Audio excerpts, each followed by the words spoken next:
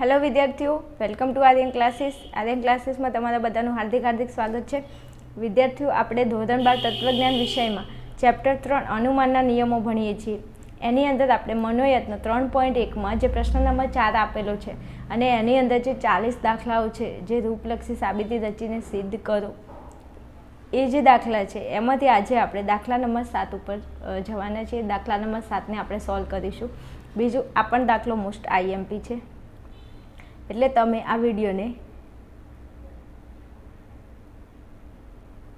વિડીયોને તમે બિલકુલ સ્કીપ કર્યા વગર વિડીયોને એકવાર વ્યવસ્થિત જોઈ લેશો તો દાખલાની અંદર તમને કોઈ તકલીફ નહીં પડે. ઓકે, આ મારી ગેરંટી છે.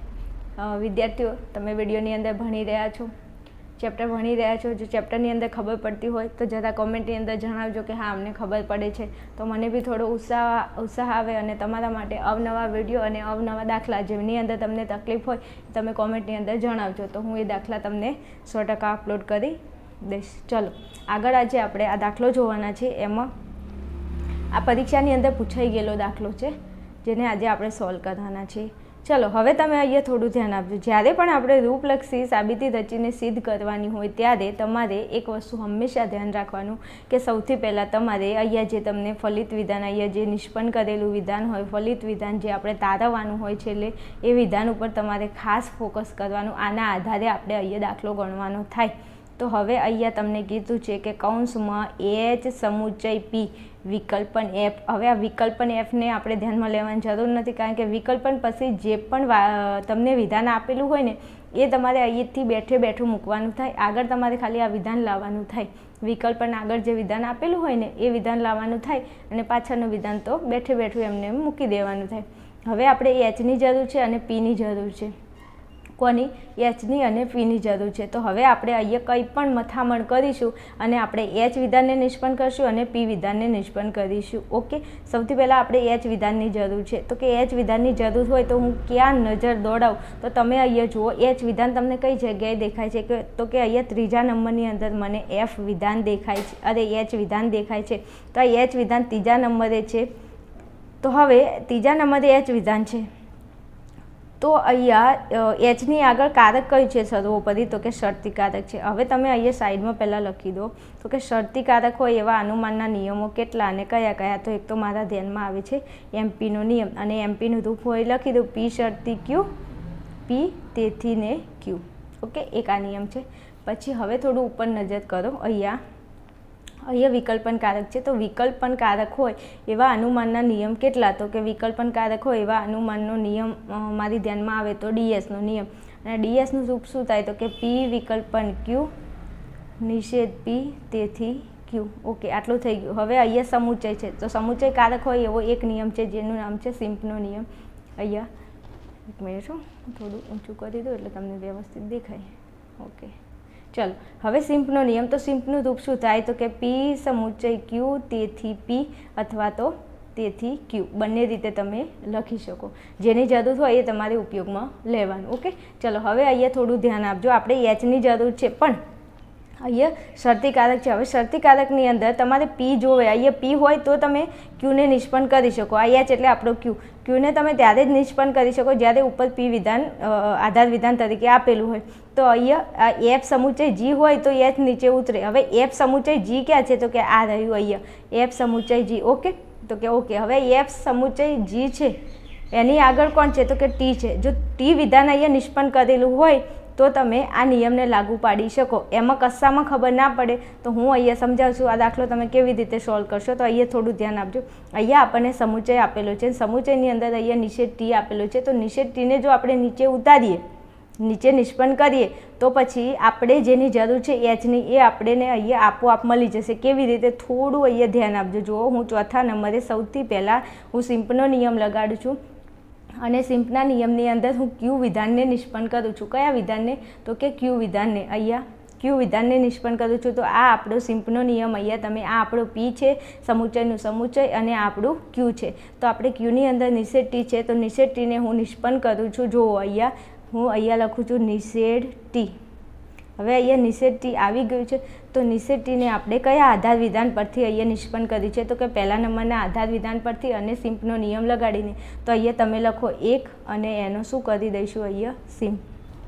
ઓકે, ચલો હવે આપણે આગળ શું કરશું? તો અહીંયા 5મા નંબરની અંદર આપણે એક વિધાનને નિષ્પન્ન કરીશું ફરીથી.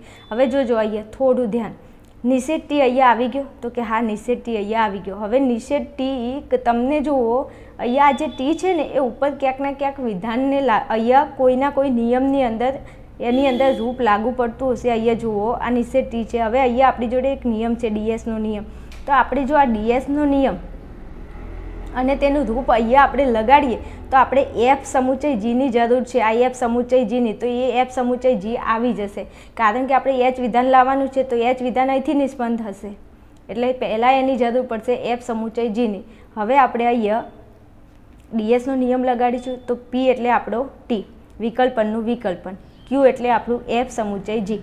હવે અનુમાનના નિયમમાં જે ડીએસના નિયમમાં નિષેધ પી વિધાનનો શું કર્યો છે? નિષેધ.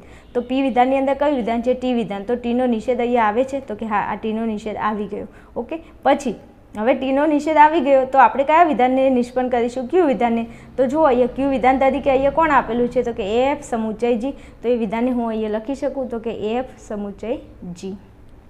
વિદ્યાર્થીઓ, તમને આમાં ખબર તો પડી ને મેં શું કર્યું? અહીંયા સૌથી પહેલાં મેં ટી વિધાનને અહીંયા નિષ્પન્ન કર્યું સિમ્પના નિયમ પ્રમાણે. હવે હું અહીંયા વિકલ્પન આપેલું છે, તો વિકલ્પનવાળો ડીએસનો નિયમ છે. તો ડીએસના નિયમના આધારે મેં અહીંયા આ ક્યુ વિધાનને નિષ્પન્ન કર્યું, કારણ કે ટી વિધાન તો અહીંયા આપેલું હતું નિષ્પન્ન કરીને. જેમ અહીંયા પીનો નિષેધ કર્યો તો પીની અંદર આપણો ટી છે, તો ટીનો નિષેધ અહીંયા થઈ ગયો. હવે અહીંયા આ વિધાનને આપણે નિષ્પન્ન કર્યું. ઓકે, કયા નિયમના આધારે? તો કે ડીએસના નિયમના આધારે. તો અહીંયા આપણે ખાલી જગ્યા લખશું. બીજું અહીંયા આપણે આ જે એફ સમુચય જી વિધાનને આપણે નિષ્પન્ન કર્યું, પણ કયા આધાર વિધાનો પરથી? તો કે બીજો નંબર અને અહીંયા કયો નંબર છે? ચોથો નંબર. તો કે 4 નંબર પરથી. અને નિયમ કયો લગાડ્યો? તો કે ડીએસનો. તો અહીંયા લખી દો ડીએસ. ઓકે, આટલું થઈ ગયું. હવે આગળ શું કરશું? હજુ આપણે એચ લાવવાનો છે, પણ હજુ એચ આવ્યો નથી. તો જો હવે ક્યાંક ને ક્યાંક આપણો એચ આવી જાય એવું લાગે છે. કેવી રીતે? તો હવે અહીંયા થોડું ધ્યાન આપો. તો આપણે અહીંયા એમપીનો નિયમ અહીંયા લખેલો છે. તો કે ઓકે, હવે આપણે એચ લાવો છે, પણ આ એફ સમુચય જી કઈ જગ્યાએ છે? તો કે આ ત્રીજા નંબરમાં, અને એની સામે આપણો એચ આપેલો છે ને એચને આપણે લાવવાનો છે. હવે એચ લાવવા માટે એચની આગળ કારક કયું છે? તો કે સર્વોપરી કારક તરીકે શરતી છે. હવે શરતી કારક હોય એવો અનુમાનનો એક નિયમ છે એમપીનો નિયમ. હવે જો આ એમપીનો નિયમનું રૂપ હું અહીંયા લગાડું તો આપણો એચ ફલિત થઈ જાય છે, એચ નિષ્પન્ન થાય છે. કેવી રીતે? જુઓ, તો કે પી શરતી ક્યુ. તો આ પી એટલે આપણું એફ સમુચય જી. આ પી આ વિધાન, શરતીનું શરતી, એચ એટલે આપણું ક્યુ. હવે પી શરતી ક્યુ પછી પી એટલે એફ સમુચય જી. અહીંયા જો આ પી આપેલો છે, તો આ પીની અંદર આપણું એફ સમુચય જી આવી ગયું. તો હવે ક્યુ વિધાનમાં કોણ છે? એચ. તો ક્યુ વિધાન અહીંયા નિષ્પન્ન થાય? તો કે હા થાય છે. તો અહીંયા આપણે એચ વિધાનને નિષ્પન્ન કરી શકીએ. કયા નિયમના આધારે? તો કે એમપીના નિયમના આધારે. જુઓ અહીંયા આવી ગયું પી શરતી ક્યુ, આ પી તેથી આ ક્યુ. ઓકે, તો અહીંયા સામે ખાલી જગ્યામાં આપણે લખી શકીએ. તો કે શું લખશું? 3.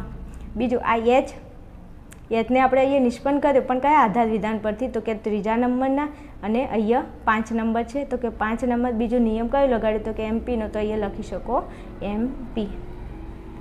સમજાય છે વિદ્યાર્થીઓ? થોડુંક જો આપણે પરીક્ષામાં પૂછાઈ ગયેલો દાખલો છે, થોડો કોમ્પ્લિકેટેડ નથી, એકદમ આવડી જાય એવો છે, પણ તમારે વ્યવસ્થિત નિયમ લગાડવાનો છે. પહેલાં 1નો સિમ્પ કર્યો, એમાં નિષેધ ટી લાવ્યો, આપણે નીચે ઉતાર્યું, નિષ્પન્ન કર્યું. પછી 2, 4નો ડીએસ કર્યો, બીજો અને ચોથાનો ડીએસ કર્યો. પછી આપણે આ વિધાનને નિષ્પન્ન કર્યું, એમાં આપણે ત્રીજું વિધાન અને 5મું વિધાન, એમાં આપણે એમપીનો નિયમ લગાડી દીધો. ચલો હવે 7મા નંબરે શું કરશું? હવે જુઓ અહીંયા આપણો એચ તો આવી ગયો, દેખાય છે તમને? અહીંયા જુઓ તો એચ તો આવી ગયો. હવે આપણે પીની જરૂર પડશે, કેમ કે અહીંયા કીધું છે કે એચ અને પી લાવો ને પછી એને સમુચયથી તમે શું કરો? તો કે એને સમુચયથી તમે જોડી દો. હવે જોજો અહીંયા આપણો એચ આવી ગયો છે, તો હવે આપણે પી લાવવો પડશે. તો એચના ઉપર આ 1, 2, 3, 4, 5, 6 એ 6માંથી 6 આધાર વિધાનોમાંથી તમને પી કઈ જગ્યાએ દેખાય છે? જુઓ તો કે આ રહ્યો, અહીંયા દેખાય છે પહેલા નંબરમાં. તો પી અહીંયા આપેલો છે, તો પીને આપણે નીચે લાવીશું કારણ કે આપણે પીની જરૂર છે. તો કે હા 100%. તો હવે પીને નીચે લાવવા માટે આ આખા વિધાનને આપણે નીચે નિષ્પન્ન કરવું પડશે. તો કે કરી શકાય? તો કે હા કરી શકાય, પણ કયા નિયમના આધારે? તો જો અહીંયા મેં લખ્યું છે સિમ્પના નિયમના આધારે. અને સિમ્પના નિયમની અંદર શું હોય? તો કે પી હોય એટલે આ પી છે, સમુચય હોય એટલે આ સમુચય છે, ક્યુ હોય એટલે કે આ નિષેધ ટી એ ક્યુ છે. તો હવે આપણે નિષેધ ટીને તો અહીંયા જો નિષેધ ટીનો તો આપણે શું કર્યું હતું? ક્યુ વિધાનને નિષ્પન્ન કર્યું હતું સિમ્પના નિયમ પ્રમાણે જો, પણ આ વિધાન બાકી છે હજુ નિષ્પન્ન કરવાનું, અને આપણે પીની જરૂર પણ છે. તો પીને આપણે શું કરશું? નીચે નિષ્પન્ન. તો આખું વિધાન અહીંયા આપણે નિષ્પન્ન કરી શકીએ પી સમુચયને આર. બીજું, આ કયા નિયમના આધારે? તો કે સિમ્પના નિયમના આધારે. સિમ્પનું નિયમનું રૂપ છે પી સમુચય ક્યુ, તેથી પી. તો આપણે આ પી, આ સમુચય, આ ક્યુ, તેથી આપણે આ પી વિધાનને અહીંયા નિષ્પન્ન કર્યું. તો કે હા કરી દીધું. હવે પી વિધાનને નિષ્પન્ન કર્યું, પણ કયા આધાર વિધાન પરથી? તો કે પહેલા નંબરના. તો લખો 1 નંબર. બીજું, નિયમ કયો લગાડ્યો? તો કે સિમ્પનો. તો અહીંયા લખો સિમ્પ. આવી ગયું? આવી ગયું. ઓકે, ચલો હવે આગળ શું કરશું? જ્યાં સુધી અહીંયા આપણે જે જવાબ લાવવાનો છે ના આવી જાય ત્યાં સુધી આપણે વિધાનો નિષ્પન્ન કરીશું, અને એવી રીતે આપણી જરૂરિયાત પ્રમાણે નિષ્પન્ન કરીશું. પછી મજા આવે એમ નિષ્પન્ન નહીં કરવાનું હોય કે મને તો મજા આવતી હતી ને એટલે મેં આ નીચે ઉતાર્યું, એમ ન થાય. એ નિયમોના આધારે નીચે નિષ્પન્ન થાય વિધાનો. ચલો હવે હજુ આપણે પી, એકલા પીની જરૂર છે. અહીંયા તો પી સમુચય આર છે, તો શું વાંધો છે? પી સમુચય આર છે તો ફરી પાછો સિમ્પનો નિયમ લગાડો. સિમ્પ. બીજું તમે એક વસ્તુ ધ્યાન લેશો, જ્યારથી હું તમને ભણાવું છું ને તો દરેકની અંદર સૌથી પહેલાં તમને સમુચય આપેલો હશે. સમુચય આપેલો હોય એટલે તમારે આ નિયમને ગોખી જ મારવાનો, ને આને સૌથી પહેલાં આની આપણે જરૂર પડે, આની જરૂર પડે. આ ના હોય ને તો મતલબ આપણી રૂપલક્ષી સાબિતી અધૂરી છે ને એવું કહેવાય. એટલે સિમ્પનો નિયમ તો આપણો ફેવરેટ નિયમ કહેવાય, હે ને? હા. તો પછી ચલો આનું રૂપ શું છે? તો કે પી સમુચય ક્યુ, તેથી પી, અથવા ક્યુ પણ કહી શકો. તો હવે પી સમુચય ક્યુ, તો પી એટલે આપણો પી, સમુચય એટલે સમુચય, ક્યુ એટલે આપણો આર. આપણે કોની જરૂર છે? પીની જરૂર. અને પી કોની જગ્યાએ છે? તો કે પી પીની જગ્યાએ જ છે. પી કોઈની જગ્યાએ નથી, પી પીની જગ્યાએ છે. તો પીને નીચે નિષ્પન્ન કરો. તો પીને નીચે નિષ્પન્ન કરો તો પી જ આવે ને? તો કે પી આવે. અને આવું બધું આવે ને એટલે છોકરાઓ કન્ફ્યુઝ થઈ જાય કે ઓઆઈ પી અને અહીંયા પી શું? આ પી પરિવર્તી છે ને આ પી અચલ છે. હા, એટલો ફરક છે. જો પહેલું ચેપ્ટર ભણ્યા હોય તો ખબર હોય. અહીંયા તમને અમુક વસ્તુ નથી આવડતું ને એનું કારણ બીજું કંઈ નથી, એનું કારણ પહેલું ચેપ્ટર છે. પહેલું ચેપ્ટરમાં જો તમને ખબર પડતી હોય સર્વોપરિકારક વિશે, અચલો વિશે, પરિવર્તી વિશે, તો તમને કોઈ ટેન્શન જ ના રહે. કારણ કે આ રૂપ છે અને આ રૂપની જગ્યાએ આ બધા વિધાનો મૂકેલા છે. સાદું વિધાને મુકાય, સંયુક્ત વિધાને મુકાય અને જટિલ સંયુક્ત વિધાને મૂકી શકાય એમ. ચલો ટોપિકમાં આવો. આપણે પી વિધાનને નિષ્પન્ન કર્યું. તો કે ઓકે, પણ આ પી વિધાનને ક્યાંથી નિષ્પન્ન કર્યું? તો કે 7 નંબરના આધાર વિધાન પરથી. તો લખો 7 નંબર. બીજું, નિયમ કયો લગાડ્યો? તો કે સિમ્પનો નિયમ. તો અહીંયા લખો સિમ્પ. થઈ ગયું? તો કે હા થઈ ગયું. હવે હજુ આપણે જવાબ ન થયો હો, જોજો. આપણે જવાબ કયો લાવવાનો છે? તો કે એચ સમુચય પી વિકલ્પન એફ. હવે જોજો, આપણે એચની જરૂર હતી, એચ આવી ગયો, હા આવી ગયો 4થા નંબરે. આપણે પીની જરૂર હતી, હા પી આવી ગયો 8મા નંબરે. તો એમ કહ્યું છે કે પી, એચ અને પીને તમે હજુ સમુચયથી જોડો તો કંઈ વાંધો નહીં, જોડી દે. તો લખો એચ, પછી લખો સમુચય અને લખો પી. હવે એચ કઈ જગ્યાએ છે? 6 નંબરે. પી કઈ જગ્યાએ? 8 નંબરે. તો અહીંયા લખો 6. પી કઈ જગ્યાએ? તો કે 8. હવે આ એચ પીને જોડ્યું, પણ કયા નિયમના આધારે? તો એ તો તમે અમને કીધું જ નહીં, તો હું કહી દઉં છું ને. અહીંયા આપણી જોડે એક નિયમ છે, એનું રૂપ થાય છે પી ક્યુ, તેથી પી સમુચય ક્યુ. તમે આ બે છે ને નિયમો, એને તમે છે ને ઊંઘમાં તમને કોઈ પૂછે ને તો બી આનું રૂપ તમને આવડવું જોઈએ. કેમ ખબર છે? કારણ કે જ્યારે કોઈ વિધાન ફલિત કરવાનું હોય ને તો નીચે સમુચય વિકલ્પન આવે જ. તમે કોઈ પણ 40 તમને આપેલા જે રૂપલક્ષી સાબિતી છે એમાં તમે ચેક કરો, તમને સમુચય અને વિકલ્પન, મોટા ભાગના દાખલાની અંદર સમુચય વિકલ્પન એટલે મતલબ છેલ્લો જે નિયમ હોય ને કંજનો નિયમ હોય અને એડનો નિયમ હોય, બસ આ હોય છે. અને પહેલા નંબરે જે આધાર વિધાન આપેલું હોય ને એની અંદર સિમ્પનો નિયમ લાગે. આટલું તમારે ધ્યાનથી થોડું જોઈ લેવાનું, તમને ખ્યાલ આવી જશે. હવે જોઈએ, આ પી, આ ક્યુ, તેથી પી સમુચય ક્યુ. તો પીની અંદર જુઓ અહીંયા આપણો એચ છે અને ક્યુની અંદર પી છે. તો આ પી, આ ક્યુ અને પછી એ બંનેને જોડી દીધું આ મુજબ પી સમુચય ક્યુ. તો આ પી સમુચય ક્યુ કયા નંબરમાં? 6 અને 8 નંબરમાં. અને નિયમ કયો લગાડ્યો? તો કે કંજનો નિયમ. તો એ લખો કંજ. થઈ ગયું આટલું? હાય થઈ ગયું. પડશે એવું થઈ ગયા. શ્વાસ ચડી ગયો આટલો દાખલો ગણતા ગણતા. ડોન્ટ વરી હો, અત્યારથી શ્વાસ ચડશે તો હજુ ઘણી બધી વાત છે ભણવાની, આગળ કેરિયર બનાવવાની. અત્યારથી શ્વાસ ચડશે શું કરશો કે અમને ક્યાં ચડે છે તો તમને શ્વાસ ચડે છે. ઓકે ચલો, હવે અહીંયા આટલું થઈ ગયું. એચ સમુચય પી આવી ગયો તો કે હા, હવે એને શું કરવાનું છે તો કે વિકલ્પન એફને અહીંયા તમારે એડ કરવાનો છે. તો હું અહીંયા લખું એચ સમુચય પી. ઓકે લખો. હવે વિકલ્પનનો વિકલ્પન અને અહીંયા લખી દો એફ. તો કે આવું તમે કેમ કર્યું, અમને ના ખબર પડી. તો એમાં ચિંતા શું કરવા કરો છો, હું સમજાવું છું ને, એમાં રોવાની જરૂર નથી. જો વિદ્યાર્થીઓ, અહીંયા આ આપણું એચ સમુચય પી છે. ઓકે, પછી અહીંયા વિકલ્પન છે. તો વિકલ્પનનો એક નિયમ છે, એડનો નિયમ. જો તમને ખબર હોય તો 8 નિયમોમાંથી, કે હવે ખબર જ હોય ને એવું કેમ કહો છો કે અમને ના ખબર હોય. ચલો જુઓ અહીંયા, તો કે પી, તેથી પી વિકલ્પનને ક્યુ. હવે આ રૂપમાં તમે જોજો, પી વિધાન છે તો કે હા નીચે પી છે, પણ આ જે ક્યુ વિધાન અહીંયા ફલિત વિધાનમાં છે તો ઉપર કોઈ જગ્યાએ ક્યુ છે તો કે ના નથી. તો આ ક્યુને તમારે અંદર આપેલું નહીં હોય, અહીંયા રૂપમાં ઉપર ક્યાંય નહીં આપેલું હોય, એને તમારે તમારી જાતે મૂકવાનું થશે. અને જાતે એટલે તમને મજા આવે એવું નહીં. અહીંયા તમને જે વિધાનમાં ફલિત કરવાનું કીધું હોય, અહીંયા ફલિત વિધાનમાં જે ક્યુ વિધાન તરીકે આપેલું, વિકલ્પન પછી જે આપેલું હોય ને, ટૂંકમાં હું તમને સમજાવું છું. વિકલ્પન પછી જે આપેલું હોય ને એને તમારે બેઠે બેઠું અહીંયા મૂકી દેવાનું. આ વિકલ્પન એના આગળનું આટલું વિધાન જો તમારી જોડે આવી જાય, પછી આટલું વિધાન આવે એના પછી આ વિધાન બેઠે બેઠું બોલ્યા વગર મૂકી દેવાનું. તો જો અહીંયા એચ સમુચય પી આપણો આવી ગયો તો કે હા આવી ગયો. એની પાછળ આપણે શું કર્યું તો કે વિકલ્પન એફને બોલ્યા ચાલ્યા વગર મૂકી દીધું, તો મૂકી દેવાનું. હા, હવે આ એચ સમુચય પી કઈ જગ્યાએ છે તો કે 9મા નંબરે. તો જે જગ્યાએ આ આગળનું વિધાન હોય એનો નંબર લખવાનો અને આપણે લખી દેવાનો અહીંયા એડ. 9નો એડ. નિયમ કયો લગાડ્યો? એડનો. આ લગભગ જ્યારથી હું આ દાખલા ગણું છું ને ત્યારની આ વસ્તુ તમને સમજાવું છું, અને હવે તમને ખબર એ પડી જવી જોઈએ. રેડી?